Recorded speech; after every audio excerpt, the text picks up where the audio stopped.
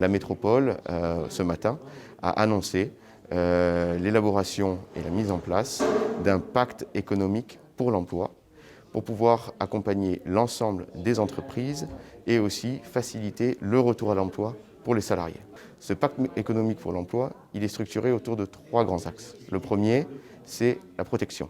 C'est continuer, encore une fois, de soutenir et d'accompagner les entreprises qui continuent à traverser la crise et se heurtent à des difficultés de trésorerie.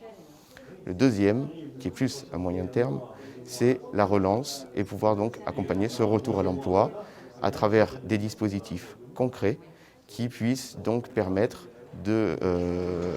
aux entreprises de réintégrer leurs salariés et même pour certains éventuellement salariés ou jeunes sur le marché du travail, de pouvoir développer de nouvelles compétences, aller vers l'apprentissage, se reconvertir. En tout cas, le but, c'est qu'ils puissent très rapidement retrouver un emploi. Et enfin, le troisième axe, c'est un axe plus à long terme, qui est celui de la restructuration. Car on s'aperçoit qu'aujourd'hui, sur le territoire, on est très touché parce qu'on a une offre très orientée sur le service, bien évidemment, et qu'il faut aussi pouvoir développer de nouvelles filières d'avenir, pouvoir aller plus loin dans la diversification de notre tissu économique afin de pouvoir répondre aux enjeux de demain et de pouvoir donc s'orienter, comme on a déjà commencé à le faire fortement, sur les filières du numérique, de l'innovation, etc., etc. Sur ce pacte économique pour l'emploi, pour le deuxième semestre 2020, ce qu'a annoncé le président de la métropole, c'est une enveloppe supplémentaire de 3,5 millions d'euros. Ces 3,5 millions d'euros, encore une fois, c'est pour les 6 prochains mois, donc avec un plan vraiment sur juin à décembre 2020, et il va se décliner à travers différents dispositifs. Il va concerner bien évidemment les secteurs les plus impactés comme le tourisme et le commerce, mais aussi les secteurs stratégiques que sont l'industrie et l'innovation.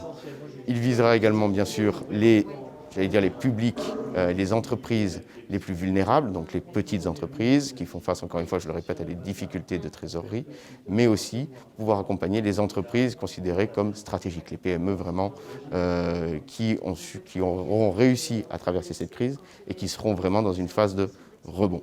Nous avons passé une phase, on va dire, d'arrêt quasiment total ou de stabilisation. Et là, nous passons maintenant dans une phase de redémarrage. Et quand on est chef d'entreprise, on sait que la phase la plus compliquée, c'est le redémarrage et surtout avoir les moyens nécessaires pour pouvoir perdurer et assurer une croissance. Et cette croissance, ça ne va pas être rapide, elle va être plutôt lente parce que le redémarrage va se faire d'une façon progressive. Il va falloir l'accompagner sur une durée. Et c'est pour ça que toutes les mesures qui sont prises aujourd'hui vont dans le bon sens. Il y en aura d'autres, bien sûr, qui seront prises en complément avec d'autres activités, d'autres collectivités, l'État et puis aussi des initiatives peut-être privées qui viendront accompagner l'ensemble de ces mesures. Et on parlait tout à l'heure de spécificité territoriale. Eh bien, le besoin territorial, il n'est pas le même de partout. Et il faut vraiment que les mesures qui soient prises soient très adaptées à notre tissu local.